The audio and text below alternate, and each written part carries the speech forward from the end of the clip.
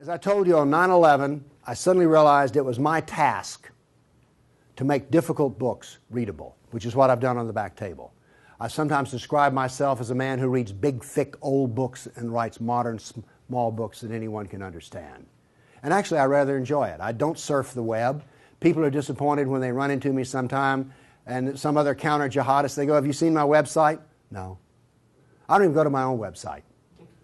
I have very little interest in the web except for Craigslist and Yahoo headlines and Drudge. That's it. So I like reading big, thick, old books. I really do.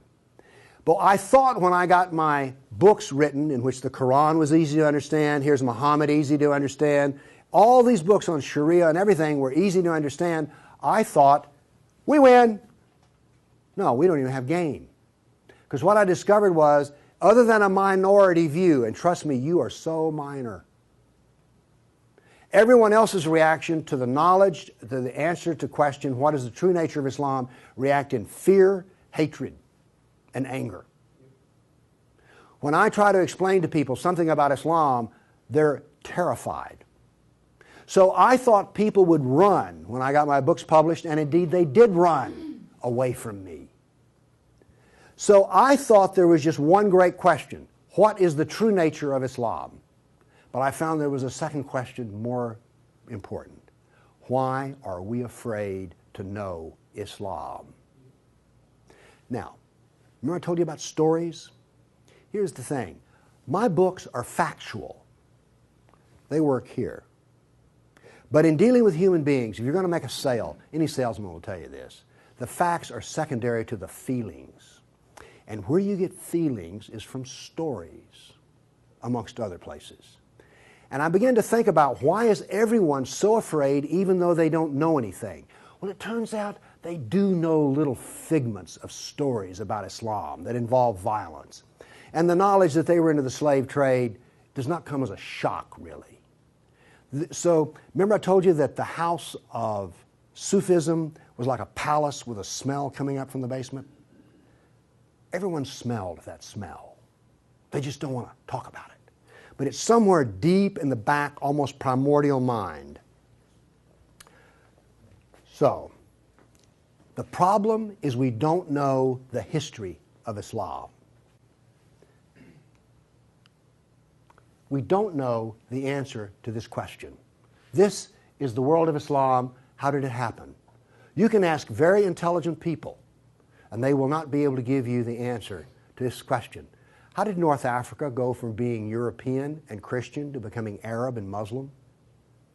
How did that happen? And is that an important question? How did the Middle East go from being Christian to Muslim? And is that an important question? I think it's an overwhelmingly important question. All right. Now, to understand how that Islamic world came about, we're going to have to go about and see how Islam entered our world. Now, to do that, Islam entered the world of the Byzantine Empire. We know that in the Sirah, Muhammad's life, his last days were spent killing Christians and subjugating them. After he died, that process continued. So, let's describe the world that Islam invaded. Now, we're told that the Roman Empire collapsed when the German barbarians invaded Rome. Y'all heard that story? Well, that's false. That is not true. It is wrong. What happened was, after the German barbarian tribes invaded Rome, they set up their own version of the Roman Empire. They retained classical culture. They spoke Roman. They hired Roman philosophers and Roman attorneys to teach their children and to run their schools. They came into the Roman Empire not to destroy the empire, but just to get the goods for themselves. The eastern part of the empire, so-called Byzantine Empire, is over here. Now, this is after the German invasion. The important point is this: there was still a classical empire. It's not collapsed. Then, after the fall of Rome, the Byzantines gradually exerted their political influence till now this was the new form of the Roman Empire. This is the Byzantine Empire, and it is about to be invaded. This is the classical world that Islam invaded. Notice that the classical world is still up and running. It's critical to remember that. It was now weak, but it was still up and running. We're going to see what caused its collapse. Here we see in 25 years, 3 stages of development of the spread of Islam. This is 25 years' work. How is it that the Arabs were able to do to the Byzantine Empire what the Persians could not do in Iran? Here's the answer to that question. It has to do with Iran, actually. The Greeks and the Persians had been having wars since forever. All right? The 300 at Thermopylae, that was about the Persians. All right? Alexander the Great, he defeated the Persians. The Persians kept hammering on the Romans and then the Byzantines, and 25 years before Islam invaded, there was one massive last series of battles that left Persia weak and the Byzantine Empire very weak. Then comes along the Black Plague. 1 person in 3 dies.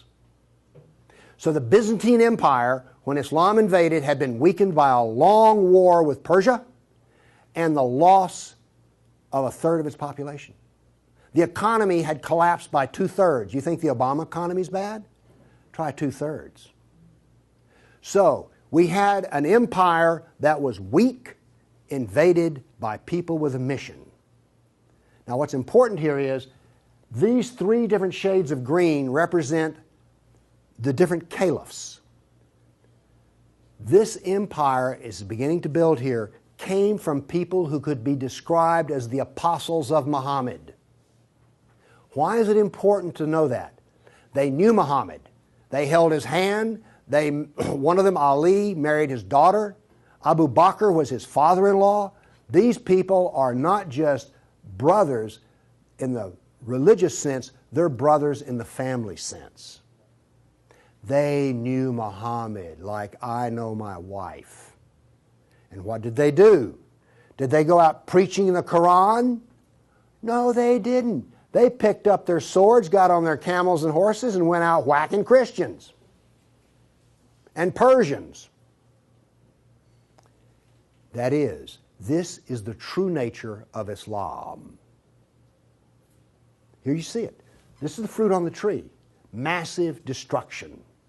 Now notice something else that's happened here. Egypt is the breadbasket of the Mediterranean. Syria, the heart of the intellectual world of the classical empire. In 25 years, the classical civilization lost its ability to feed itself and lost its biggest brain trust. This destroys classical Christianity. Christianity that we have today is a bloody stump of the original Christianity. Why? This destroyed the heart of it, transformed it. The first stage of the annihilation of classical empire, gone. The heart of it's gone. Okay. A century later, notice over here in Spain, 750 AD, Spain is already Muslim. This is rapid fire conquest. This is going to become very important because this happened as it were in the life of a nation overnight. This brutal assault is the key as to why we fear Islam. Now then, you're next going to see history that you've not heard before. I'm not a historian, but I am a scientist. And I can reason from data. I knew, once I read the story of Muhammad, that I had been fed a pack of lies about what caused the Dark Ages. Roman barbarians didn't cause the Dark Ages. First off, why would these barbarians were Germans? These are the same people who made Germany. You're telling me they were too stupid to learn how to do Roman law and stuff? Of course not. They were very intelligent people. They didn't cause the collapse. But that's the classical theory. If you go to Vanderbilt, that's what they'll teach you. Here we go with the data. There has recently been a lot of classical ancient works that have been translated and put into a database format so they can be accessed. There's been massive archaeological research under the ocean and at the edge of the Mediterranean. From this archaeological research, we're able to track history and economies. All right? That figure I gave you about how the economy collapsed, that came from the study of sunken vessels. Because if you're not buying much, you know, if 1 in 10, let's say 1 in 10 ships is sunk, that figure's not that high, but whatever. If you see a lot of sunken ships, there was a lot of ships sailing around. When they go down, the economy goes down. So from this data, we know a lot. And this, in particular, the database of ancient documents, gives us 548 battles that Islam fought against the classical world. This is all new information. I've talked with people who consider themselves history buffs, and they go, well, let's see, battles of Islam against Europe. Let's see, we've got the invasion, we got Tours, we got the invasion of at Gibraltar, we've got Lepanto, Gates of Vienna, collapse of... Okay, that's 5. You talk to a historian, and those are the 5 battles they can scratch up. And then I remind you, you can have all of these slides if you just send me an email for it. Okay, what does this new data show us? It shows us this. See the white spots? They're brand new battles. They're going to change to red. These are new. Every time, I want to show you this all over again. Every tick is 20 years.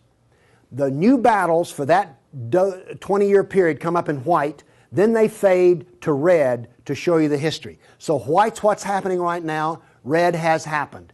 Let's see how these 548 battles act out over. We're going to watch, in 70 seconds, we're going to watch 1,200 years of conquest. Look how fast this is happening. Bam! Here comes... You didn't know France was hammered that hard, did you? You heard of Tours. Watch what's happening in Spain, in the islands. Now, many of these raids or battles, if they're at the coastline, are slave raids. The slaving that took place in here was extensive and went on and on. All of this work is also happening now then. We're now into the golden age of Baghdad. This is the punishment that's being handed out to Christians everywhere. In Spain, after one battle, there were knights' heads were cut off and they made a pile so high that a man on horseback couldn't see over them. All of the European civilization in North Africa is now gone. I have a question. Have you read the 13th tribe? No. Okay. Now, pretty soon, and by the way, there will be a period of time, and you can see the clock running up here, there will be a brief blip of 5 battles that occur in North Africa, the Barbary Pirate Wars. We're on there. Okay? Now then, Byzantium has fallen. Now then, Eastern Europe is being hammered. Notice that it is relentless. It doesn't stop. This is the history that you're never told about. This is the history that explains how all of this came about. Now then, they're getting slower because Islam is becoming weaker.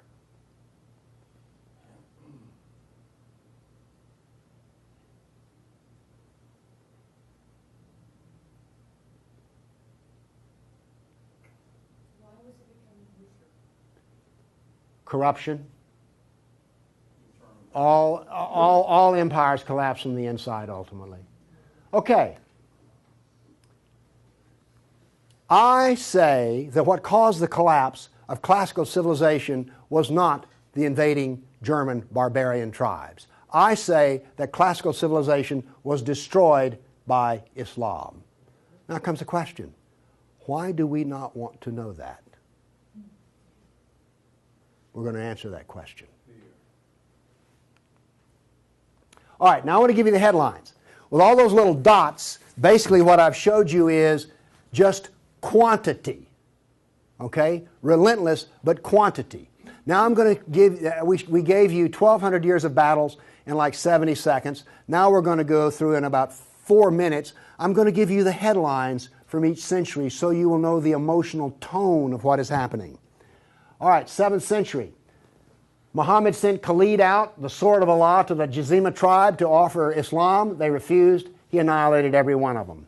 At the Battle of Oasis in Iraq, for 2 days he spent out rounding up the losers, put them in a dry stream bed, and cut off heads until the stream ran with blood.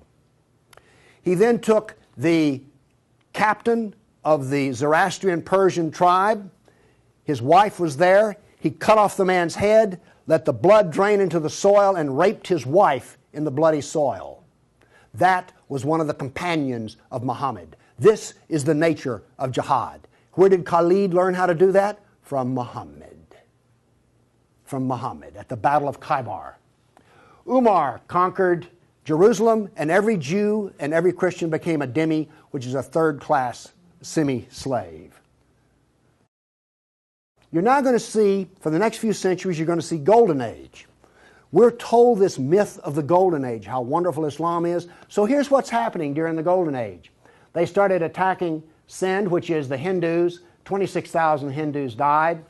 Armenian nobles were herded into a church after a debate, and the building burned down on top of them. At Ephesus, 7,000 Greeks are enslaved. We're still having the Golden Age. All new churches were ordered destroyed. At Amorium, there was massive enslavement of all the Christians. The Egyptian Christians revolt over the jizya, which is the dhimmi tax under the Sharia. Churches are burned, vineyards destroyed. 10th century was still in the Golden Age. In Thessalonica, 22,000 Christians enslaved. Christians massacred in Seville. In Egypt and Syria, 30,000 churches destroyed. You have your religion, I have mine. Still in the Golden Age, 6,000 Jews in Morocco killed. Hundreds of Jews in Cordoba killed. 4,000 Jews in Granada killed. Georgia and Armenia invaded. In Hindustan, 15,000 killed, 500,000 enslaved. Golden Age. Still upon us. In Yemen, the Jews are given the choice of convert or die. The Christians of Granada are deported to Morocco. And in India, cities are destroyed under the order convert or die. In one town, 20,000 Hindus became slaves. Still the Golden Age. 50,000 Hindu slaves decided to get freedom by converting to Islam. A new 20-year campaign created 400,000 new Muslims out of Hindus. Buddhist monks butchered, nuns raped. In Damascus and Safed, mass murder of Christians. Jews in Marrakesh massacred. Tabriz, forced conversion of Jews. Still, we're in the Golden Age. There are riots in Cairo. Churches are burned. Jews of Tabriz are forced to convert. Tamerlane, one of the most evil men who ever lived, massacred 90,000 Hindus in one day. 30,000 in another battle, massacred in cold blood. Another Muslim leader takes 180,000 Hindu slaves. Oops, we're out of the Golden Age. See if you notice any change in tenor. Tamerlane destroys 700 villages in India. Now then comes He then turned to Iraq and annihilated the Nestorian and Jacobite Christians. The Nestorian Christians, half of the Silk Route in China was Nestorian Christian. The Nestorian Christians had emissaries and missionaries in the court of China. Afghanistan was partly Christian. All right? Gone. This is part of the destruction of the church that no one knows about. 700 years of attack, they finally destroy Constantinople. 16th century, the son of Tamerlane destroys temples, forced conversions. Two of his generals built 2 towers of human heads. Once again, you couldn't see over them. And then noble women, Hindu women, started the practice of sati, which was mass suicide in order not to be sex slaves inside of the Sultan's harem. 17th century, Jews of Yemen and Persia forced to convert, forced conversions of Greeks. The Zoroastrians are persecuted in Persia, and over 500,000 killed Hindus.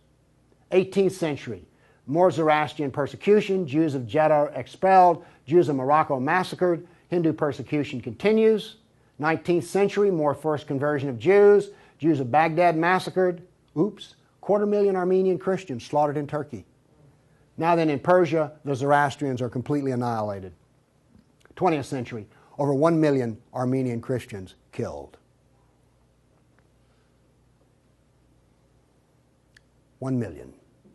So you now not only know the number of battles, you now see the tenor of what's going on. You now know quality and quantity. Do you get the drift on how bad this was? Now then, the establishment doctrine is that we've already told you classical collapse had nothing to do with Islam, and indeed Islam was a source of good, because the hillbilly Europeans lost their classical learning and the shrewd, smart Arab Muslims preserved all the knowledge in the Golden Age. This is what is taught in our schools. I maintain that it was annihilated by Islam. Okay, we've been talking about land here. I now want to talk about water, because classical civilization was based upon the Mediterranean Sea. Egypt was part of the Mediterranean world. It was not part of the African world, okay? Because to go from Alexandria, Egypt to Nigeria was a lifetime. But you could get on a ship and be there in 10 days. Does this make sense?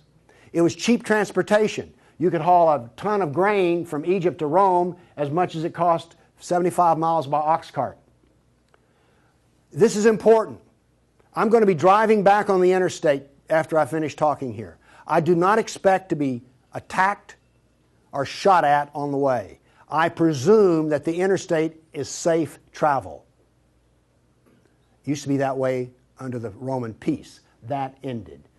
The importance of naval work, as many as 500 boats could be in the harbor of Constantinople. The collapse of the freedom of sea. Let me show you something. Now we know this from history, the data. Rome used to communicate with France by boat. After Islam, they went overland through the Alps. Why did they do that? There was no longer freedom of the sea. Here's interesting. The Black Plague was a known problem in the Mediterranean. It used to take 4 months to get from here to Constantinople because there was sea trade back and forth. Well, that was eliminated. So now then, when there was an outbreak of the Black Plague, it went from harbor to harbor, all around here, and it took 4 years to get to here. Do you see the point I'm making? There was that little freedom of trade. As a merchant striking out to do business, you could wind up with your ship gone, your goods gone, and you're in chains, enslaved. By the way, this cuts down a lot on commerce. A brag. The Christians couldn't float a plank on the inland sea. What did this do? It isolated Europe and impoverished Europe. So, you know the business of the Barbary pirates? You know the business of the Somali pirates? Same. It is Sunnah. It is Sunnah, the way of Muhammad. There's a famous hadith which is repeated endlessly, in which Muhammad awakes in a dream and he sees his jihadists sailing the inland sea. Islam always practices, where possible, economic warfare. Muhammad attacked caravans. What was attacked in New York? Ooh, Trade Center. This, economic warfare. I am an admirer of Islamic civilizational war methods. They're superior to everyone else's thinking in war. They use everything for war. Everything, including the womb. This was an economic jihad. There were 3, you've heard of the Dark Ages? Well, there were 3 Dark Ages. One in Europe, one in Turkey, one in North Africa.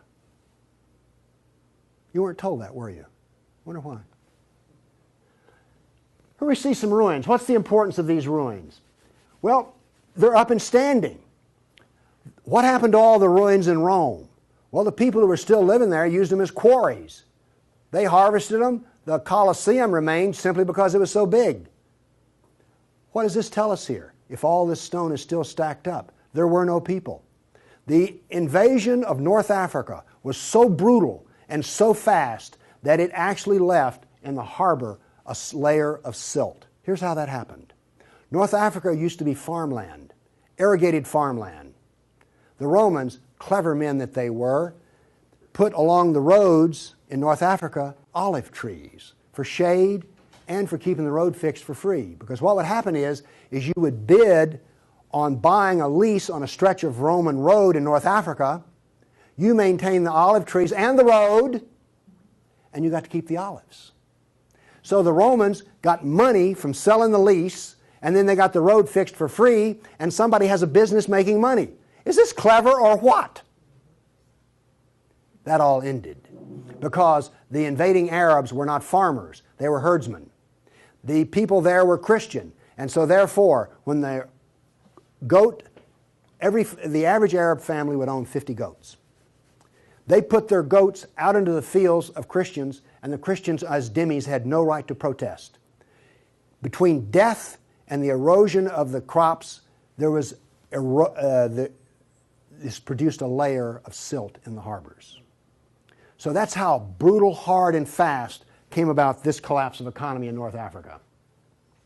What was left for a European economy? Furs, lumber, swords, and slaves. We're now really getting to one of the points where we don't want to know this history. Anybody here all real proud about how some of your ancestors were taken off a coast in Italy and then put into a harem in North Africa? And now you have children from that who are distant relations? You see, you may have distant relations in the Arab world you don't know about because 1 million Christians were sold into slavery.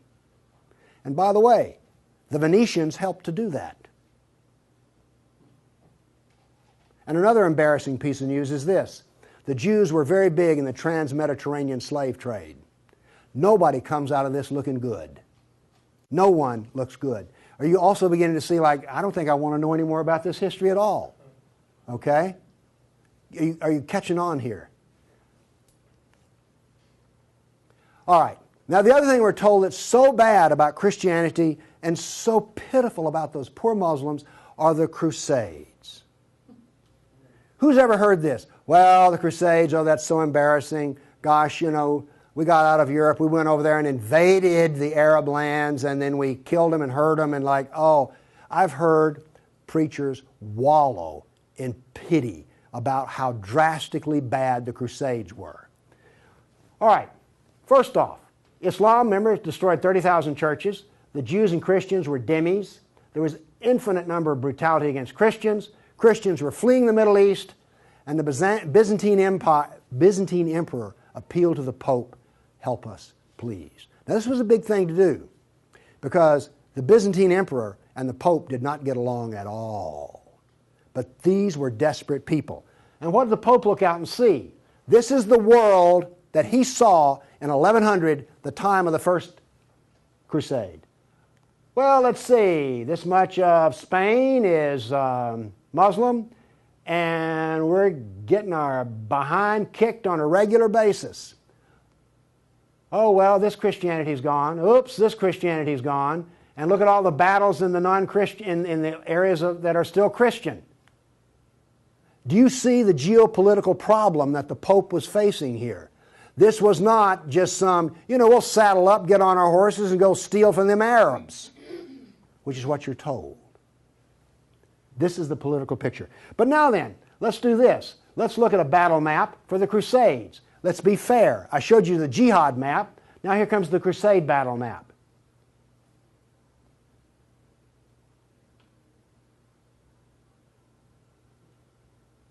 We're almost done. That's it. Now we're told that the Crusades are the moral equivalent of jihad. And therefore we need to be ashamed and whine and cry. All right. The Crusades were defensive, lasted 300 years, and the last one was over 800 years ago. All the jihad was offensive, lasted 1,400 years, and it's happening right now. In all probability, some Christian is being slaughtered in Nigeria today. Now, Is this moral equivalence?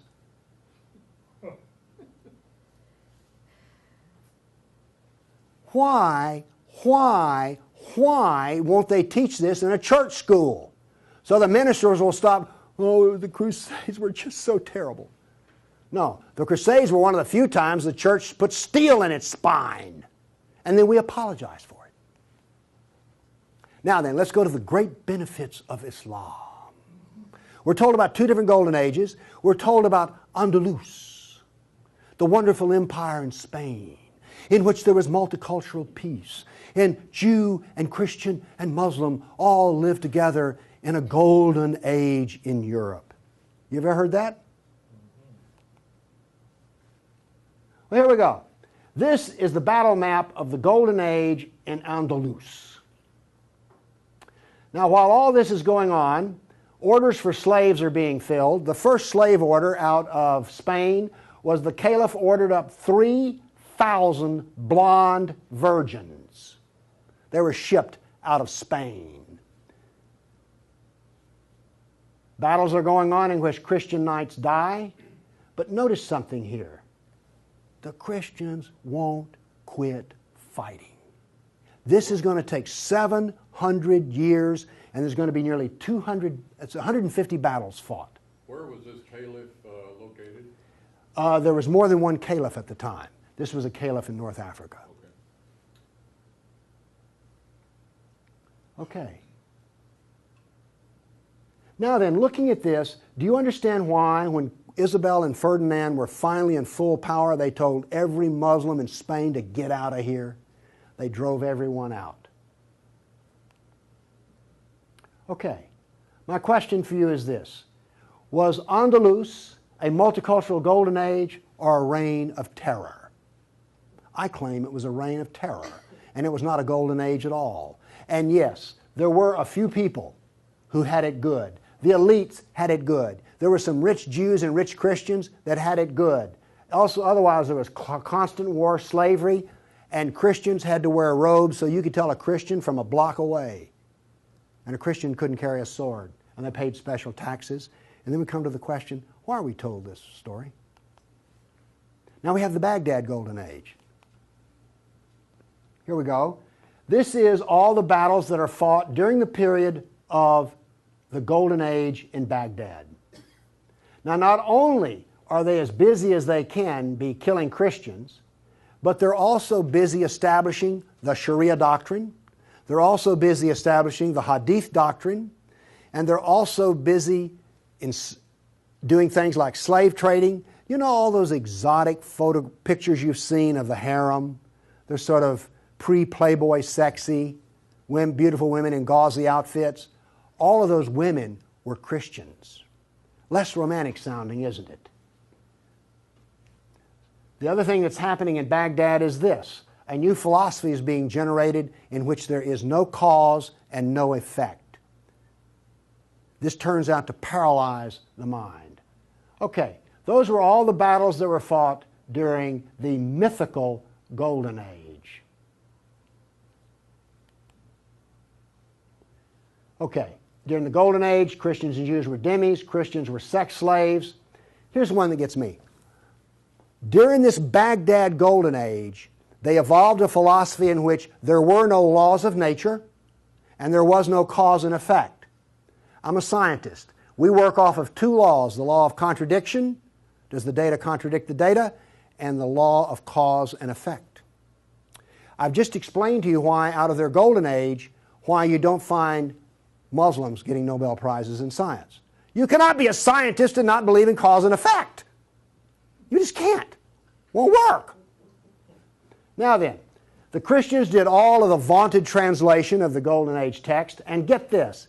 We're told that this was such a great peak of learning, they destroyed 90% of the books. And we're told that the remaining 10% they preserved is like, oh, this was the Golden Age. Oh, we live in eternal gratitude to the Muslims. If they had come along, we'd have had 100% of them. Presented with a library in India, the largest library in the world was a Buddhist library in Nalanda. They came to him and reported the existence after they had conquered, and they said, "What shall we do with the library?" The order from the general was this: if it contains any information that is in the Quran, we already have it, burn it. And if it contains any information that is not in the Quran, it is false, burn it. The same was done with most all of the libraries. And why are we told this was some wonderful golden age that preserved knowledge for us? Ottoman Empire, 1683. The reason I have this up here, Islam in Europe. That's the world today. I've now explained to you how this world came about. It came about through relentless, brutal persecution of everyone who was not a Muslim. Now then, let's change to modern times. All of that work stops in 1922. This works off a database of 19,000 jihad attacks since 9/11. There are things like this. I know the date, the country, the city, how many are killed, how many injured, and a description. Now, when you present a guy like me with 19,000 pieces of data, I start asking questions. How do we make this make sense? So let's make it make sense. By the way, you did hear all about these 19,000 attacks in the Tennessean and the local newspaper, didn't you? You did hear about this. It was on the nightly news. We heard about Fort Hood. Oh, the workplace incident. Oh, yeah, I got that. All right. Anyway, moving along here. This, by the way, is where all these took place. I just think that's interesting. And you'll notice something. This is the Islamic world, and it all centers around it. But notice how much is happening in Europe. Okay. I take the data and I parse it and I divide it. I use Islamic doctrine to analyze this data. What does Islam insist on? Well, in my first lecture, I told you they're fixated on the kafir, right? So I use the kafir to analyze this data from an Islamic standpoint. See, I'm the ultimate multiculturalist. No, really. I'm the only person you've ever met who analyzes Islam on the basis of Islam. Here we go. Here we have, in the last 10 years, the total number of attacks. In the green, we have Muslim on Muslim violence. You mean a Muslim will kill a Muslim? Really? They're doing it in Syria as we speak, right? Remember Iran, Iraq? Okay. Then we have the only one I care about.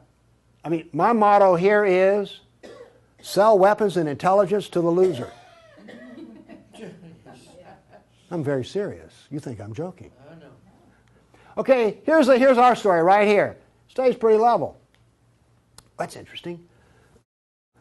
By the way, there's hardly a day in which there's not a jihad attack.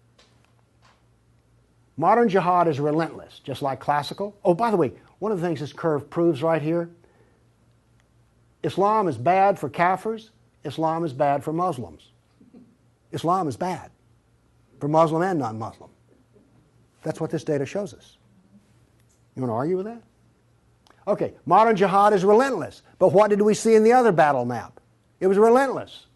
There are two types of jihad, against the kafir and against Muslim. You see, every time they kill a Muslim, the reason in Syria they're killing other Muslims, they're not real Muslims.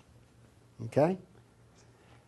Now then, we've introduced, however, a new phenomena.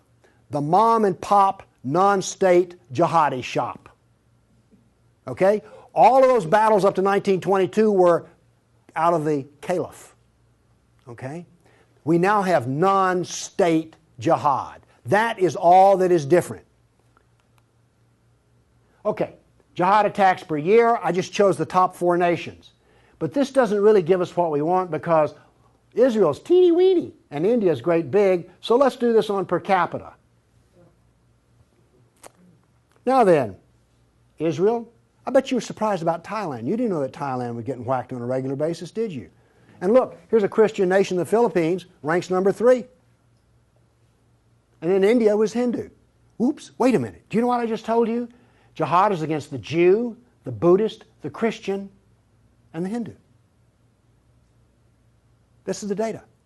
Now you go to these dialogues, these multicultural smoozes they have, where the preacher and the rabbi and the imam show up. The preacher and the rabbi show up to tie, the Muslim shows up to win. And then what does the Muslim tell them? Oh, the Christians and the Jews, they're people of the book. Oh, we're brothers in the religion of Abraham with the Christian and the Jew. You know, we're practically the same. We're brothers in Abraham. How's that stuff work out? Well, here's one of your people of the book. Here's another people of the book. Turns out they'll kill a Jew, a Buddhist, a Christian, or a Hindu just as fast as they will another. So much for being brothers in the religion of Abraham. The data does not support the theory. Therefore, the theory is wrong. There is no brotherhood of Abraham except in the minds of people who occupy pulpits. The jihad is against the Jew, the Buddhist, the Christian, the Hindu, and the secularists, by the way. The secularists are the worst of all. Well, maybe worse than the Hindu. It gets hard to know, you know, I mean, really. It's against all kafirs. That's who the jihad is against. The religion of peace. Here we go. 548 battles, 19,000 jihad attacks. In 12 decades, in 1,400 years that are jihad-free. Therefore, Islam is 91% violence and 9% peace. So George Bush was 9% right when he declared religion of peace. Constant violence is why? There's a doctrine. The doctrine of jihad is found in the Sirah, the Quran, and the Hadith. We've already been over this. They don't like kafirs. We have a whole doctrine of jihad within the text. Islam was only successful through jihad. Therefore, we have a doctrine which produces jihad, and it produces this effect of the collapse of civilizations. Here you go. Tears of jihad. 270 million dead over 1,400 years. Read them and weep. Read them and weep. The doctrine drives history. History shows the true nature of political Islam. Political Islam is the enemy of all Kafir nations. There's an intellectual history. In 1,400 years, I've read a lot of old documents. They never talk about the Muslim. They talk about the Arab, the Turk, the Moor, Al-Qaeda, Asian, and it's always been by specialists. And today, all the established specialists are apologists for Islam. Why was the Quran code not cracked recently? How come we don't teach Muhammad? And why is the Golden Age propaganda taught? Why do we remain ignorant and keep suffering? I maintain there's a reason for this. I maintain that this constant brutality over the centuries has produced in the Western mind the equivalent of the abused dog, the beaten wife, and the raped child. We do not think correctly. Everybody's seen the beaten dog that when you approach it, that is the Western mind. We deny the attacks. How much jihad is ever reported? The churches will not even admit that a Christian suffers anywhere. Fear. Muhammad used fear. Any public critic of Islam has a certain fear element there. Guilt. Oh, we haven't treated Islam right. If we treated him better, everything would be good. We don't teach the history. We humiliated. Who here is going to go home and brag about how your ancestors were slaves, how your history was annihilated, and that all we teach is the lie of the Golden Age? Have you not noticed since 9/11 how bitter and angry politics has gotten? The reason is we're not allowed to get angry at the enemy, so we get cranky with each other. We're powerless. Anybody want to debate about this? The abuser. Muslims will not admit they sold a single slave or ever killed a person. They're arrogant and self-confident. Islam is perfect. Word Islam means submit. They expect submission out of us, and they get it.